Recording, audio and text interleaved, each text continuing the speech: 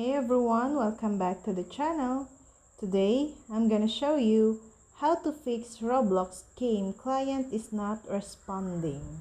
One of the primary reasons behind the Roblox client not responding issue often stems from compatibility conflicts between the Roblox app and your computer.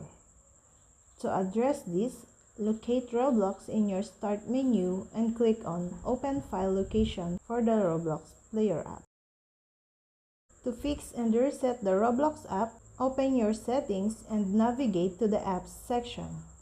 From there, select Installed Apps and search for Roblox. Once you've located Roblox, click on the three-dot menu icon for the application and choose Advanced Options. Scroll down and click on Repair to ensure all Roblox files are in good condition. Click on Reset to restore the app as if it were freshly installed through the Microsoft Store. This process can help resolve any lingering issues with the app. And that's all. I hope this video helped you guys. For more videos, subscribe to our YouTube channel. Thank you for watching. See you again.